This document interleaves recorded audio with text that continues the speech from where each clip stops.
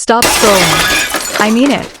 Put the device face down on whatever surface is in front of you, because what I am about to walk you through is not a music story, not an album rollout recap, and absolutely not another chapter in the most exhausting public rivalry modern hip-hop has ever produced. What this is a live broadcast of a public demolition being executed in slow motion, in broad daylight, across every platform on the planet, and the man strapped into the chair for it is Aubrey Drake Graham. Kendrick Lamar has not released a project. Let that sink in for a second. Kendrick Lamar has not dropped an album. What Kendrick Lamar has done is something far more sinister and far more brilliant than any track could ever be. He has lifted an entire psychological warfare blueprint from a 1964 boxing manual, weaponized it against the most commercially dominant pop rapper of the 21st century, and has been running it live on modern algorithmic infrastructure for the better part of a year and a half. And once you see the architecture underneath the surface of what is being called a rollout, this stops being a music conversation and becomes the single most calculated cultural ambush the genre has ever been subjected to. Lock in right now. Hit that button, subscribe, and boost this video, because what I am about to break down is going to make you rethink everything you thought you understood about this so-called beef. Two timelines are running simultaneously right now. The one playing out on your feed every day, and the one that has been quietly engineering the outcome of the one you have been watching. They are not the same story. The visible timeline is a track list, an album title, some cryptic imagery, a rapt hand at the Grammys, and sustained silence from PG Lang. The invisible timeline is a 5-phase psychological demolition operation lifted almost directly from a playbook that was written 62 years ago, running on modern streaming infrastructure, aimed at a rival who has spent the last 18 months walking into every single trap that Operation predicted he would walk into. And when we get to the 4th phase, the isolation breakdown, you are going to understand why every single move Drake has made since the public portion of this rivalry supposedly ended has actually been a blow he was landing on his own psyche. Not on Kendrick. On himself. This is not exciting. This is deeply uncomfortable, and it should be. Drop your reaction in the comments and let me walk you through it. Let me set the table properly, because you cannot grasp the scale of what is unfolding right now unless you understand the position each of these two men is occupying heading into the back half of 2026. Kendrick Lamar, the one who treats every single release like it is the last thing he will ever be remembered for, the disciplined one, the one who has spent his entire career refusing to let anything leave the studio that was not engineered to outlast him, is sitting on the cultural high ground he seized at the end of 2024 and has not moved from it since. He won the last round. He won it publicly. He won it in the streaming numbers. He won it at the Grammys. He won it on the Super Bowl stage. And most critically, he won it in the archive, which is the place where hip-hop actually keeps score long after the algorithm has forgotten who is trending and who is not. Kendrick Lamar understands something that the majority of his peers do not, which is that the algorithm is temporary, but the archive is permanent. The trending tab resets every 24 hours. The archive resets never. And every single decision Kendrick Lamar has made over the last 18 months has been optimized not for the trending tab, but for the archive. That is the distinction that separates a strategist from a content creator, and it is the distinction that is currently deciding the outcome of this entire era. The algorithm feeds you what you want right now. The archive feeds you what matters forever. And Kendrick Lamar has been playing for forever while his opponent has been playing for right now. That miscalculation, that fundamental mismatch in time horizon, is the single most important variable in this entire equation, and it is the one that almost nobody in the commentary space has identified correctly. Drake, on the other hand, has spent every month since that defeat doing the one thing a beaten challenger must never do inside the frame that has been built around him. He has kept talking. 3 albums. Over 40 songs. Subliminals. Direct shots. Features.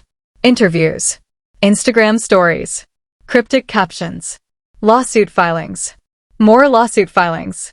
And a rollout campaign for a project called Iceman that has been delayed, restructured, rebranded, and reshuffled so many times that even the people whose job it is to promote it have started to look visibly confused in public. Understand the stakes here, because this is where the story transcends music and becomes about identity itself. The musical stakes are the surface-level ones. Whoever is perceived as the winner of this era gets the top slot in every retrospective written about hip-hop in the 2020s. They get the credit for defining the sound of the decade. They get the sentence at the top of the Wikipedia page. The cultural stakes are heavier, because hip-hop is a culture that determines who its greats are through consensus, and consensus is constructed through narrative. And the narrative of this era is being written in real time by whichever of these two men controls the framing. The financial stakes are staggering. Publishing catalogs, streaming revenue shares, touring guarantees, brand partnerships, label leverage, all of it recalibrates based on where the culture places you when a fight of this magnitude reaches its conclusion. And the reputational stakes are the ones that keep the winning side up at night, because a defeat inside this particular kind of frame is not a defeat you come back from. It is a defeat that gets welded to your name in every language on earth, permanently. Sonny Liston did not merely lose a boxing match in 1964. Sonny Liston lost his entire conception of himself as the most feared man in any room he walked into. And once that identity dissolved, everything else about him dissolved along with it. The belts became meaningless. The record became a footnote. The reputation became a cautionary tale. That is the level of finality being engineered in this rollout right now. So here is the question the rest of this video answers definitively. Is Drake actually inside the frame, or is that just a theory that sounds compelling? By the time we reach the end of this breakdown, you are going to have your answer, and it is going to make you uncomfortable regardless of which side you are rooting for. Let me start with the surface evidence. The material any casual observer can identify if they know where to direct their attention. Piece number 1. The album title itself. Reports circulating across the hip-hop press over the last several weeks have pointed toward a Kendrick Lamar project structured explicitly around boxing imagery. Described by insiders connected to PG Lang as a 12-round conceptual album with a knockout narrative built directly into the sequencing. Not 12 songs. 12 rounds. That distinction matters enormously because a rapper who wanted 12 songs would simply call them songs.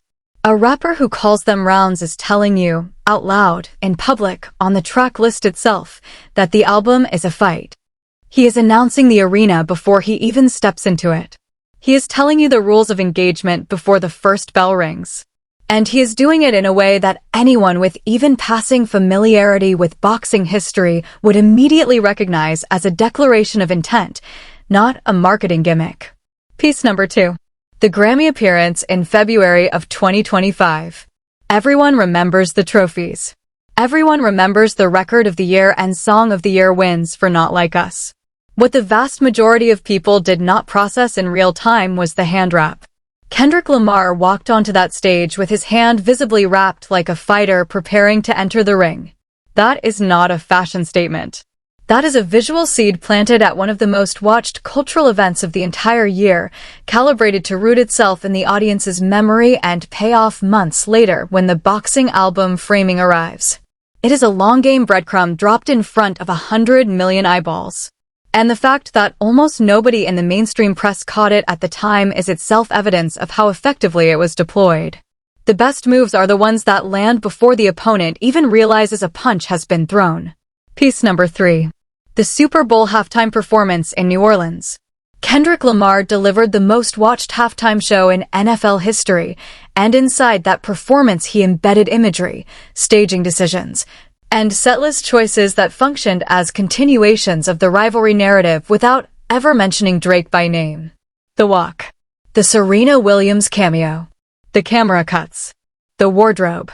Every single element was calibrated to reinforce a specific framing, that the story of hip-hop in this moment is a story with a winner and a loser. And the winner is standing on the 50-yard line with 133 million people watching him claim the crown. That performance was not a concert. That performance was a coronation disguised as a concert. And the fact that it was watched by more people than any halftime show in history means that the framing was implanted into the cultural memory of an audience so massive that it effectively became permanent record. Piece number 4. The sustained, deliberate silence from Kendrick Lamar's camp throughout the entirety of the Iceman rollout period. Drake has released project after project, statement after statement, subliminal after subliminal. And Kendrick Lamar has offered essentially nothing in response. Publicly. That silence is not passivity. That silence is a weapon. In the pre-fight press cycle before Miami Beach in 1964, Muhammad Ali stopped attacking Sonny Liston directly in the final weeks and began letting Liston attack himself. Every wild swing Liston took at the microphones was a body blow Liston was landing on his own psyche. Every rant, every threat, every table-pounding outburst was Liston exhausting himself before the first bell even rang. Kendrick Lamar has studied that record. He has weaponized the silence in a manner that Drake, to this point, has completely failed to counter. Because the silence forces Drake to fill it, and everything Drake uses to fill it becomes evidence against him. Piece number 5, and this is the one most people are sleeping on, the release cadence itself. Kendrick Lamar's team has been drip-feeding structural information about this project in a specifically escalating sequence. First the concept, then the round count, then the knockout placement, then the feature speculation. Each week's story has been engineered to be slightly bigger than the last, exactly like the escalating press cycle Ali ran before a fight. That is not marketing. That is manufactured anticipation. That is a psychological timeline being laid down brick by brick, with each brick placed at a precisely calculated interval to maintain maximum tension without ever releasing enough information to satisfy the audience's curiosity. The audience is being trained to wait, to anticipate, to expect. And by the time the payoff arrives, the anticipation will have been built to such a degree that the landing will register as a seismic event regardless of what the actual music sounds like. And piece number 6, because I told you 4 minimum and I am giving you 6, because the evidence is that dense, the Iceman rollout on Drake's side has been observably, structurally chaotic. Delayed release dates. Shifting titles. Reports of internal disagreements about creative direction. Multiple projects announced and reshuffled. That chaos is not coincidence. That chaos is what happens to a rival who has been drawn into fighting inside a frame someone else constructed. And the person who constructed the frame is standing perfectly still while the rival exhausts himself swinging at shadows. Every time Drake pushes a new release date, the frame tightens. Every time Drake rebrands the project, the frame tightens. Every time Drake drops a subliminal into an interview that Kendrick Lamar never acknowledges, the frame tightens. Every time Drake announces a new direction that contradicts the last direction he announced, the frame tightens. Every time Drake surfaces in a public space and the discourse around that appearance is dominated not by what he did, but by what Kendrick Lamar did not do, the frame tightens. The chaos is not a sign of activity. The chaos is a sign of capture. And the terrifying part is that the capture does not require a captor to be present. The frame operates on its own once it has been properly installed. But I have more. And the stands are not going to enjoy what comes next. Because if the surface evidence looks damaging, the cultural evidence, the material the insiders and the artist community are actually discussing behind closed doors, is where this story stops being merely interesting and starts becoming genuinely terrifying for anyone in Drake's corner. I have been sitting on portions of this for weeks, waiting for the right moment to bring it to you, and that moment has arrived. Because when we reach what the OVO Inner Circle has quietly been doing over the last 6 months, and what specific artist recorded a specific podcast that nobody in the mainstream press has connected yet, you are going to understand why the industry has already begun placing its private bets on how this concludes. Stay with me. This is where the ground shifts beneath your feet. Let me begin with the artist reactions, because this is where the isolation phase becomes impossible to disregard once you know what to look for. Cultural evidence piece 1. The pattern of former Drake collaborators who have quietly stopped invoking his name in public. Scan the podcast circuit over the last 12 months.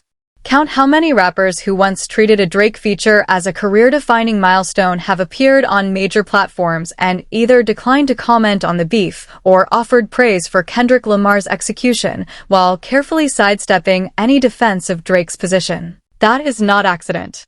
That is a community reading the wind direction and adjusting their sails accordingly.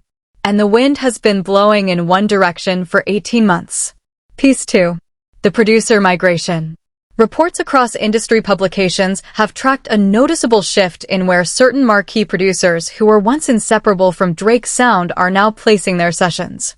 Names that used to appear on every Drake project cycle have quietly been surfacing on other people's records, on Kendrick Lamar adjacent projects through PG Lang partnerships, on records from artists in the broader West Coast ecosystem. The sonic architecture that constructed Drake's dominance in the 2010s is being disassembled brick by brick, in public, by the very people who built it. And when the architects start leaving the building does not stand much longer. The producers who built the Drake sound in the 2010s were not just collaborators. They were load-bearing walls.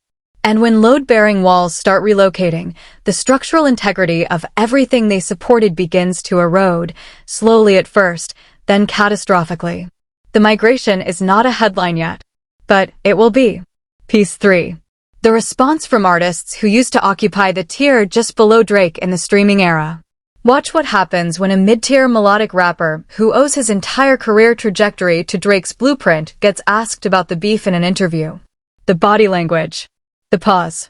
The careful, calibrated non-answer. That is a community that has done the arithmetic and determined that being publicly aligned with the losing side of this fight is not a career move they can survive. Kendrick Lamar did not have to lift a finger to make that happen. The blueprint did it for him. The isolation phase does not require the isolator to make a single phone call. It simply requires the environment to shift enough that everyone inside it recalculates their own survival independently. Piece 4. The fan community shift. This is the one that carries the deepest signal. Examine the consensus threads on the major hip-hop discussion forums over the last 18 months. Examine the top-voted comments on breakdown videos. Examine the tone of the memes on hip-hop Twitter. There has been a measurable, trackable, algorithmically observable shift in how the general hip-hop audience frames Drake, from generation-defining superstar to defeated antagonist. That shift did not occur because of one song. That shift occurred because the framing around Drake has been under sustained architectural pressure from the Kendrick Lamar camp for a full year. And that pressure has now compounded into consensus. Consensus, once it forms, is nearly impossible to reverse, because it becomes the default lens through which all subsequent information is processed.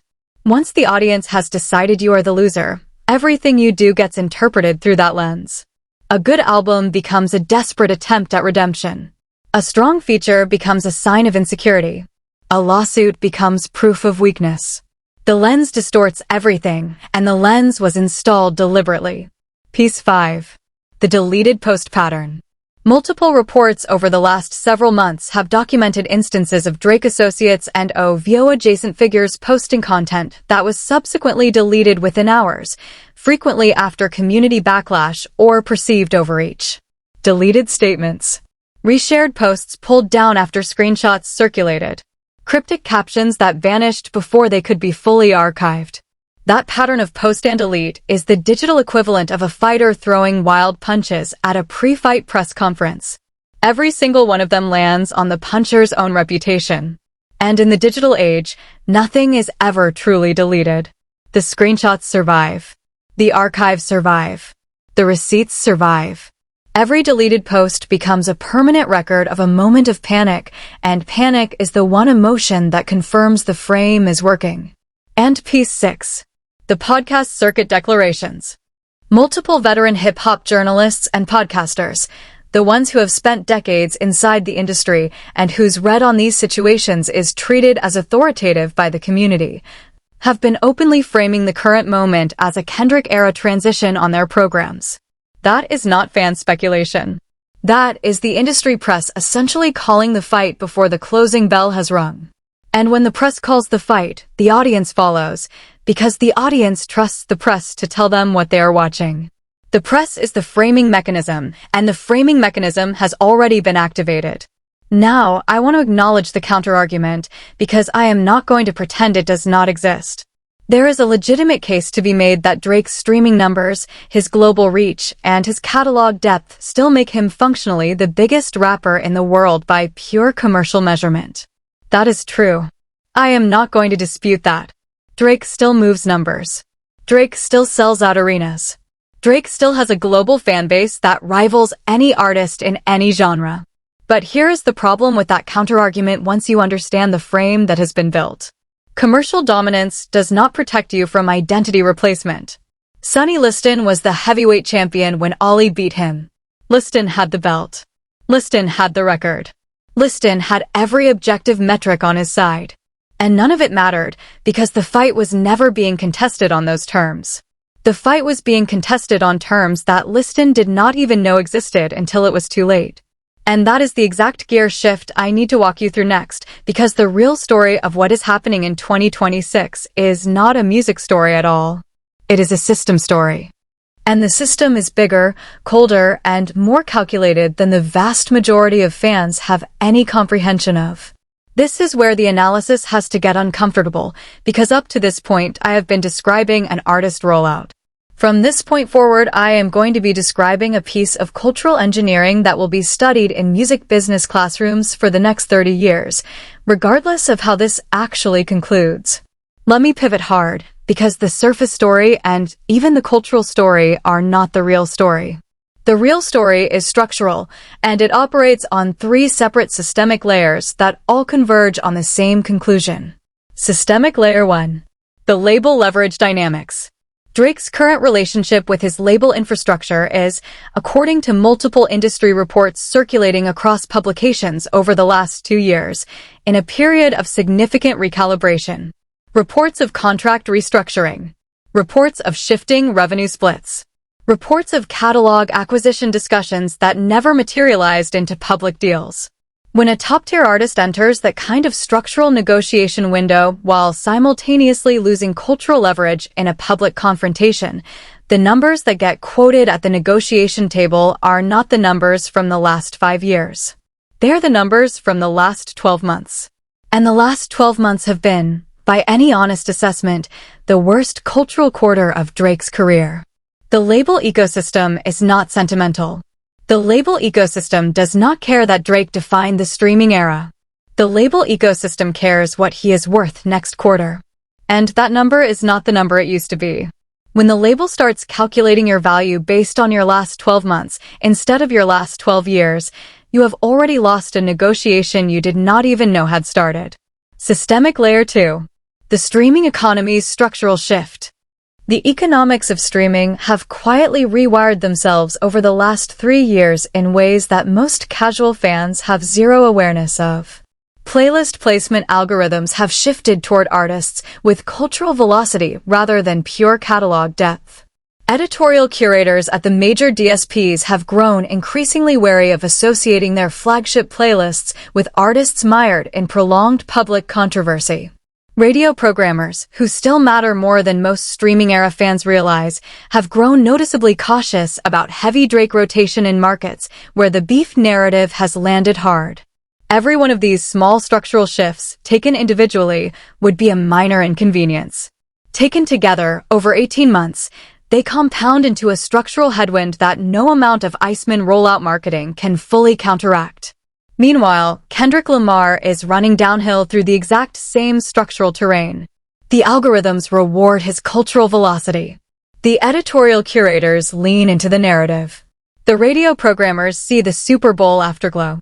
The system is not neutral. The system has picked a side, quietly, without ever making an announcement. And once the system picks a side inside a confrontation of this magnitude, the fight is already effectively over. The remaining rounds are ceremonial. They exist to formalize what has already been decided. They exist to give the appearance of competition where none remains. Systemic Layer 3, and this is the layer that most fans never even consider, but this is the one that ultimately decides the archive, the media manufacturing layer. Every retrospective, every documentary, every long-form magazine piece, every anniversary reissue, every list article that will be written about hip-hop in the 2020s is going to be authored by a specific class of professional cultural writers.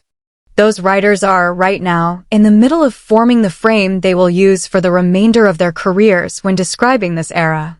And every signal coming out of that professional class, the tone of the critical reviews, the framing of the magazine features, the language in the year-end lists, the choices being made at every outlet whose byline carries weight, has been trending in one direction for 18 months straight. The frame is hardening. The frame is becoming the default. And once the frame becomes the default in the professional press, it becomes the default in the archive. And once it is the default in the archive, it is over. There is no reversing that. There is no appeals process. There is no Supreme Court of Cultural Perception that will hear the case.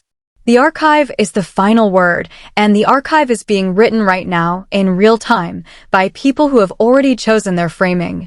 The reason Kendrick Lamar has been playing the long game with such extraordinary patience is that he understands this timeline. He is not trying to beat Drake this quarter. He is trying to beat Drake in the archive.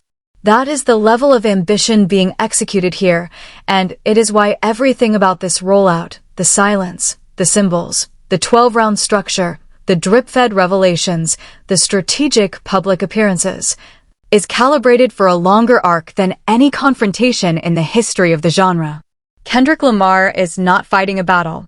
He is fighting a war that will be settled by historians who have not yet graduated from college.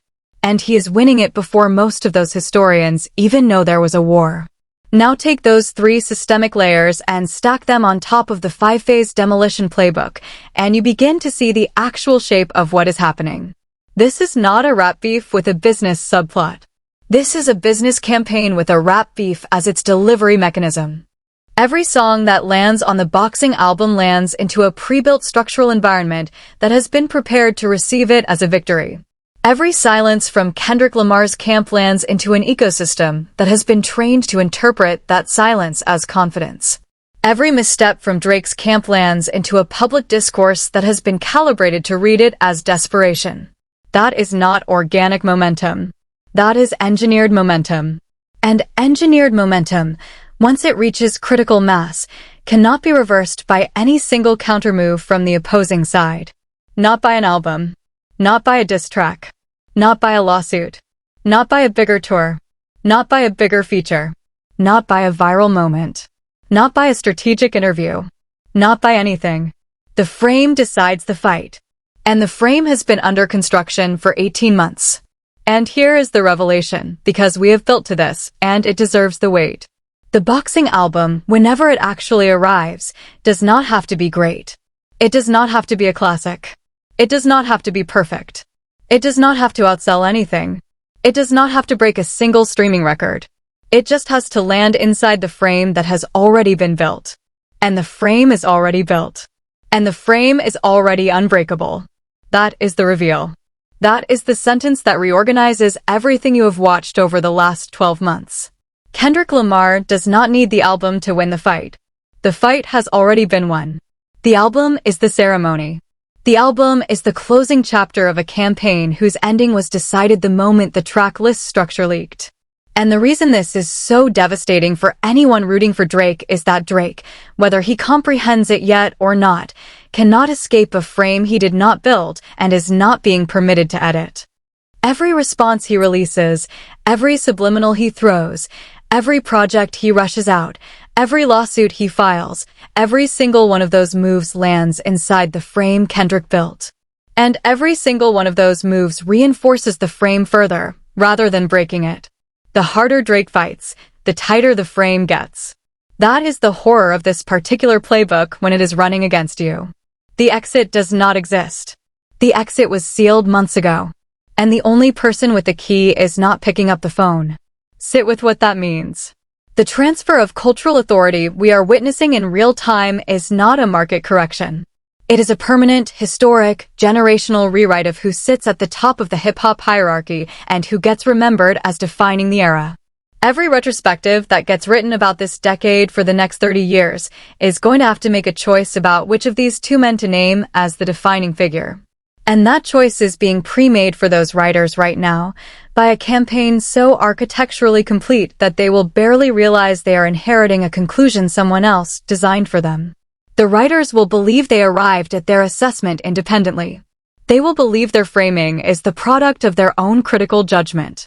But their critical judgment will have been shaped by 18 months of calibrated framing that was engineered to produce exactly the conclusion they will reach. That is the depth of what is happening. That is the level of chess being played. And Drake is not even aware that the board he is sitting at has already been tilted. Drake, allegedly according to reports circulating across the industry press, has been made aware of some of these structural realities by advisors within his circle. And allegedly, according to those same reports, has continued pushing forward with the Iceman rollout under the belief that pure commercial tonnage can still outcompete the framing. That is the strategic error. That is the exact same miscalculation Liston made in 1964. The belief that being bigger, richer, more experienced, and heavily favored by the objective metrics would be sufficient. It was not sufficient then. It is not sufficient now. The metrics that matter are not the metrics that can be counted. The metrics that matter are the ones that can only be felt, and what the culture is feeling right now is a shift that no spreadsheet can capture. And by the time the boxing album lands, whether that is September, October, or on some Friday in November that nobody sees coming, the story will already have written itself. But here is where I want to bring the lens back to the real winner, because this video is not actually about Drake. This video is about Kendrick Lamar, and it is about what happens when an artist determines that a normal victory is insufficient. Kendrick Lamar, the one who treats every release like it is the last thing he will ever be remembered for, the disciplined one, the one who has spent his entire career refusing to let anything leave the studio that was not engineered to outlast him, is winning this fight without throwing a single visible punch in the last 12 months. He is winning it through structure. He is winning it through silence. He is winning it through the accumulated weight of every previous decision he has made about how to conduct himself as an artist and as a public figure. One person makes music that has to be defended every time it drops. The other makes music that the culture defends on his behalf, without him having to ask. That is the contrast. That is the entire story compressed into a single sentence. And it is why the person with integrity and discipline always prevails in the long run, not because the universe is fair, but because integrity and discipline compound. Every year you spend constructing your work with intention rather than volume, you are stacking structural leverage that a rival cannot replicate through sheer output. Kendrick Lamar has been stacking that leverage since Good Kid, Mad City. He has been stacking it through To Pimp a Butterfly, through Damn, through Mr. Morale, through GNX. And now in 2026, the stack is tall enough to build a boxing ring on top of. And the ring is exactly where he wants it. Look back at every moment of this rivalry and reframe it through where Kendrick Lamar is standing today. The Grammys, the Super Bowl, the silence, the tracklist leaks, the sustained cultural gravity, and the pattern becomes undeniable. The right person is in the right position. The evidence speaks for itself, and the culture is course-correcting exactly the way it should. The disciplined one is winning. The one who treated every job as if it deserved 100% is standing on top of the era he earned. Things are going to be fine. The archive is going to remember this correctly, because the person who deserved the archive spent his entire career building for it. And this, I promise you, is only the beginning. Because there are two specific developments accelerating toward us that you are going to want to track closely, and if you are not subscribed right now, you are going to miss both of them, and you are going to feel it. Development 1. The response window for Drake is closing rapidly, and whatever move he makes in the next 60 days is either going to be the smartest chess play of his career or the final nail in a coffin he has been quietly constructing for himself. And I am going to be here breaking it down the moment it happens. Development 2.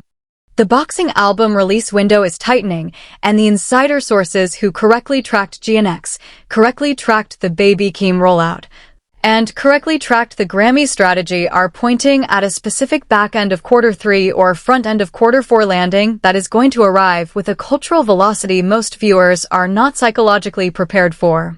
When that album drops, this channel is going to be the place where you get the full structural breakdown within hours, not days, because we have been tracking this frame since it started being assembled and we know exactly what to look for. Hit subscribe if you have not already. Drop a comment telling me what round you think the actual knockout lands on.